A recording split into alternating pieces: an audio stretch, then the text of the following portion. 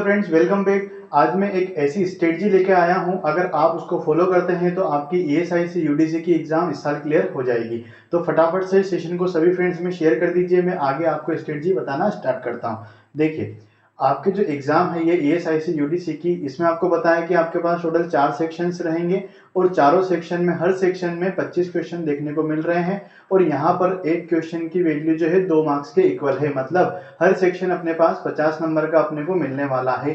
तो ओवरऑल जो पेपर है वो 200 नंबर का है और इस पेपर को 1 घंटे में यानी कि 60 मिनट्स में हमको कंप्लीट करना है। तो हमारी स्ट्रेटजी क्या होनी चाहिए, हमें किस सेक्शन को पहले उठाना चाहिए और हर सेक्शन के कितने क्वेश्चन मिनिमम अपने को अटेम्प्ट करने चाहिए विद इन एक्यूरेसी, तो वही स्ट्रेटजी मैं आपको बताने वाला हूं कि आप इसको किस तरह से सोल्व करेंगे ताकि आपका जो है नंबर ऑफ अटेम्प्ट्स ज्यादा रहे। तो देखो, इस एग्जाम को फाइट करने से पहले आपको लास्ट ईयर की कट ऑफ को माइंड में रखना काफी जरूरी होता है।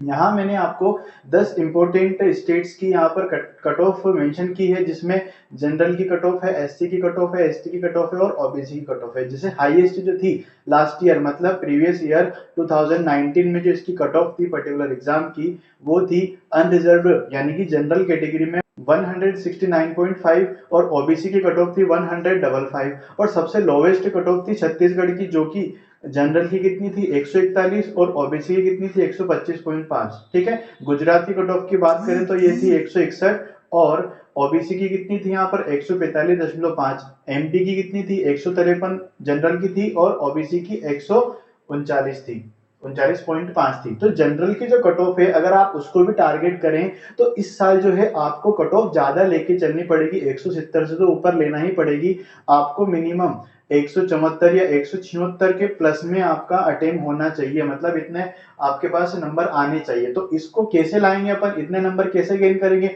उसकी क्या स्ट्रेटजी है, वो ही मैं आपको इस वीडियो में बताने वाला हूं आगे भी। ठीक है, तो देखिए, हमको इतने नंबर लाने हैं। कितने लाने हैं, अगर 176 के ऊपर नंबर लाने हैं हमको, तो हमारा जो नंबर ऑफ अटेम्प्ट होना चाहिए वो 88 प्लस अटेम्प्ट हमारा होना चाहिए इस कंप्लीट पेपर में।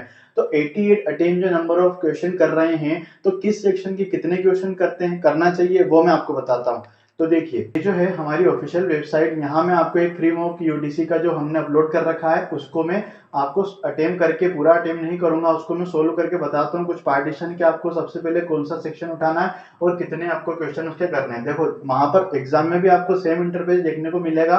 तो सबसे पहला जो सेक्शन आपको एग्जाम में मिलेगा वो मिलेगा आपको जनरल इंटेलिजेंस एंड रीजनिंग का। उसके बाद आपके पास सेक्शन आएगा काय का, जनरल अवेयरनेस का। उसके बाद सेक्शन रहता है काय का, क्वांट का। उसके बाद इंग्लिश कॉम्प्रिहेंशन का। अब देखो, सबसे बड़ा बेनिफिट आपके पास यहाँ पर ये है कि आप जिस सेक्शन को पहले अटेंड करना चाहते हैं उसको आप कर सकते हैं वो करके।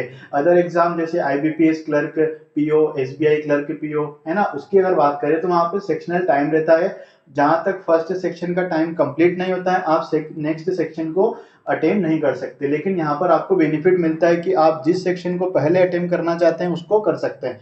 तो देखिए, यहाँ पर जनरल अवेयरनेस के सेक्शन को सबसे पहले आपको अटेम्प्ट करना है। क्यों? क्योंकि इसके जो 25 क्वेश्चन हैं वो बिल्कुल सिंपल होते हैं। सिंपल से मतलब ये है उसमें कोई कैलकुलेशन आपको नहीं करना है। अगर आता है तो अटेम्प्ट करना है, नहीं आता है तो स्किप करना है, सीधी सी सिंपल सी बात है। इस सेक्शन में आपको कभी भी मार्क फॉर रिव्यू नहीं करना है। क्यों? क्योंकि अगर आपको अभी क्वेश्चन नहीं आता है तो उसकी कोई गारंटी ही नहीं है कि वो 10 मिनट बाद आपको याद आ जाएगा। ऐसा कोई केस ही नहीं है। अगर आपको नॉलेज है उस क्वेश्चन का तो आपको याद है तो उसको टिक लगाइए, अदरवाइज उसको स्किप कर दीजिए। जैसे यहाँ पर फर्स्ट क्वेश्चन है, India first heli hub to be setup in which city. Option है जबलपुर, गुरुग्राम, मुंबई, हैदराबाद और बेंगलोर। तो इसका जो करेक्ट आंसर है वो है गुड़गांव। ठीक है, 7 नेक्स्ट करके अपन नेक्स्ट क्वेश्चन पे आ जाएंगे। तो यही प्रोसेस है आपकी, और आपको इस क्वेश्चन में जनरल अवेयरनेस के जितने क्वेश्चंस रहेंगे उनको अटेम्प्ट करने में हर क्वेश्चन में मिनिमम 8 से 7 सेकंड लगेंगे और मैक्सिमम बस 10 सेकंड लगाना है आपको। क्योंकि क्वेश्चन पढ़ने में कितना टाइम लगेगा बताओ। जैसे which Indian airport ranked 8th in the global list of on time performance. Option है इंदिरा गांधी, गोवा, छत्रपति शिवाजी, केम्पेगौड़ा और चेन्नई। तो इसका करेक्ट आंसर क्या है? Chennai international airport. अब इसमें पीछे सब में इंटरनेशनल एयरपोर्ट डाला था, लेकिन पढ़ने की क्या जरूरत है, आप आगे के नाम पढ़ लो ना।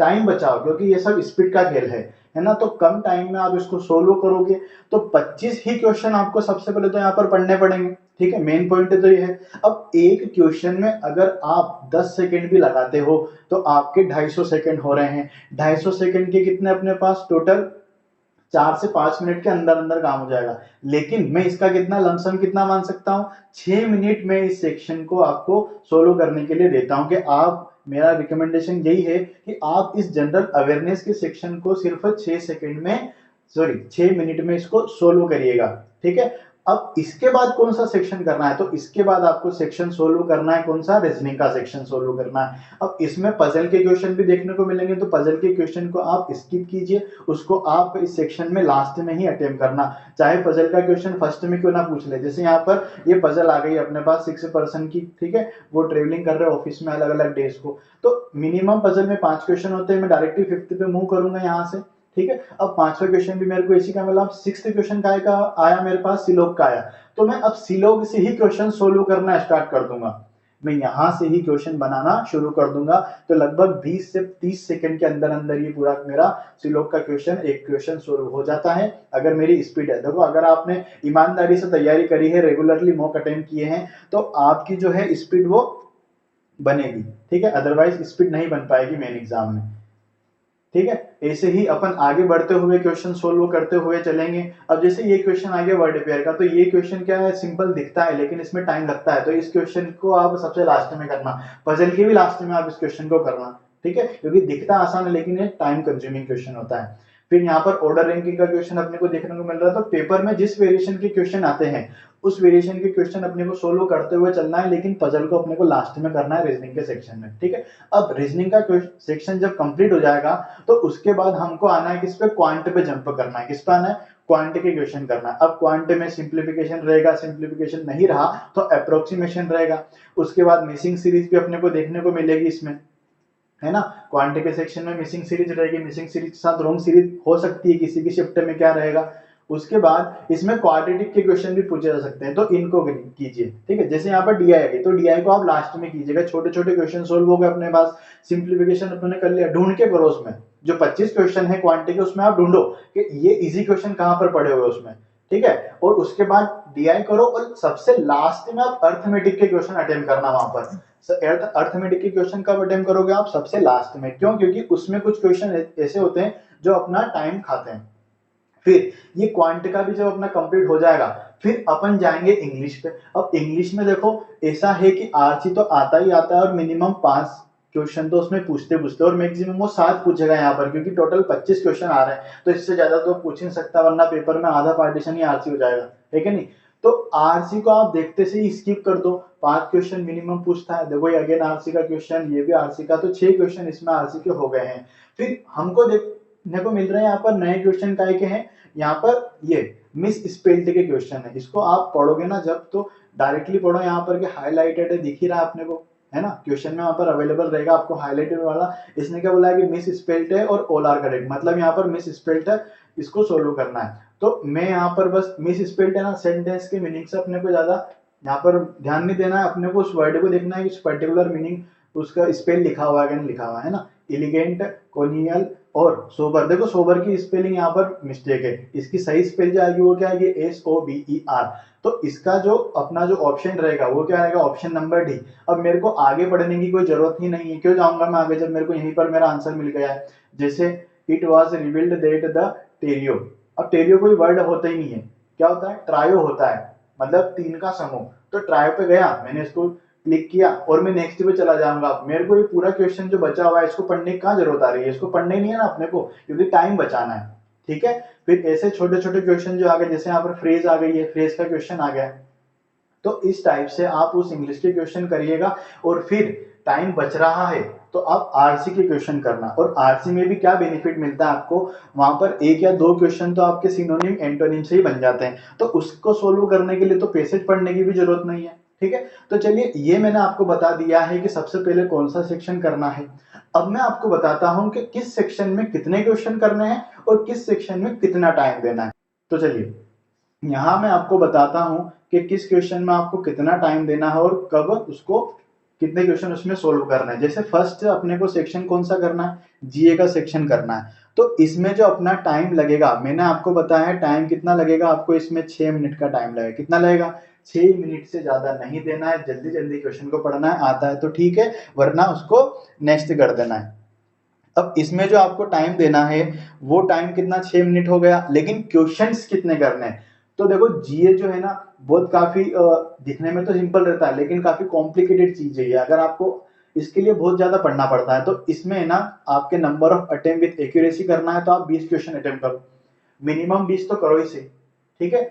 अगर आपने नहीं पढ़ा है तो फिर तो कोई आपके चांसेस नहीं है एग्जाम में, भले मैं कितनी स्ट्रेटजी आपको बता दूं या कोई दूसरा यूट्यूबर आपको बता दे कि आप इस तरीके से करो, लेकिन आपने अगर प्रॉपर पढ़ाई नहीं करी है तो फिर सिलेक्शन नहीं होगा।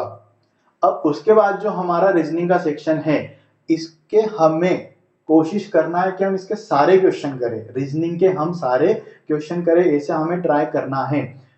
या फिर 24 क्वेश्चन तो करें करें, 24-25 क्वेश्चन इसके पूरे करने, 25 करेंगे तो ऑलरेडी पूरे हो जाएंगे। अब इसमें टाइम कितना लेना है, तो इसमें जीआई एंड रीजनिंग में हमको टाइम लेना है कितना, आप इसमें टाइम लीजिए 18 मिनट का। कितना टाइम लीजिए, 18 मिनट का आप टाइम लीजिए।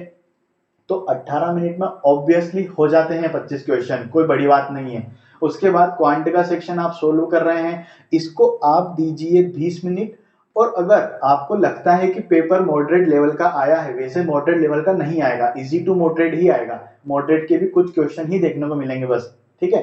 तो इसमें आप ट्राई करो तो मिनिमम 22 तो आपको करके ही आना है इस क्वांट के सेक्शन में। उसके बाद लास्ट है अपना इंग्लिश का सेक्शन। इंग्लिश में बहुत ज्यादा मार्क्स कटते हैं स्टूडेंट्स के, तो इंग्लिश में कम से कम आप 21 अटेम्प्ट करिए। और इसको इंग्लिश को जो टाइम देना है, बचा हुआ टाइम सब इसके लिए रहेगा, किसके लिए, इंग्लिश के लिए। तो ओवरऑल अपने पास 18 मिनट यहाँ पर बचे हुए रहेंगे, 18-14 जितने ही बच रहे हैं वो मिनट अपने पास यहाँ पर बचे रहेंगे। क्लियर है। तो टोटल क्वेश्चन जो अटेम्प्ट होंगे हमारे जो है इसके किसके, जीए के हो गए 20। उसके बाद इसके किसके, रीजनिंग के, रीजनिंग के क्वेश्चन हो जाएंगे हमारे पास 25, क्वांट के 22 और इसके कितने 21। तो कितने हो रहे हैं यहाँ पर 8 इधर नोट किए और ये 8, 88 मिनिमम क्वेश्चन है। इसके ऊपर आप जाते हैं तो फिर तो 100% सिलेक्शन हो जाएगा, अगर एक्यूरेसी आपकी अच्छी है तो ये अपनी स्ट्रेटजी आपको बना के सोल्व करना है। आज और कल में आप जितने भी मॉक देते हैं ना, उसमें भी आप इसी स्ट्रेटजी को फॉलो कीजिए। मैं 100% श्योर हूं कि आपकी जो है स्पीड, अगर अच्छी स्पीड इससे जो मैंने बताई है इसको फॉलो करते हैं और एक्यूरेसी मेंटेन करिए, तो आपका स्कोर मॉक में भी अच्छा रहेगा और क्वेश्चन का जो लेवल रहेगा इस एग्जाम में ज्यादा हाई लेवल नहीं आएगा, मैं अगेन आपको बता देता हूँ, ठीक है। तो आपको स्ट्रेटजी कैसी लगी है कमेंट कीजिए, साथ ही सेशन को लाइक करना ना भूलें। इस चैनल पर जो है आपके जो जनरल अवेयरनेस का जो सेक्शन है इसको बूस्ट करने के लिए मैंने अभी छोटे छोटे लेक्चर स्टार्ट किए हैं, साथ में रीजनिंग के और क्वांट के बड़े 25 क्वेश्चन की पूरी क्लासेस पड़ी हुई है, तो आप उनको भी जरूर देखिए और जनरल अवेयरनेस का सेक्शन को भी जरूर देखिए और अपनी जो है स्पीड और एक्यूरेसी बढ़ा लीजिए। और साथ में मॉक टेस्ट हमारी वेबसाइट पर आकर अटेम्प्ट कीजिए। बस 2 दिनों का समय बच गया है एग्जाम में, तो यही समय है सब कुछ कर देने का। नींद वगैरह सब भूल जाओ, अभी पढ़ाई करो अच्छे से और अपना सिलेक्शन इस बार पक्का करो। फिर आगे मिलेंगे हम नेक्स्ट वीडियो में। Thank you.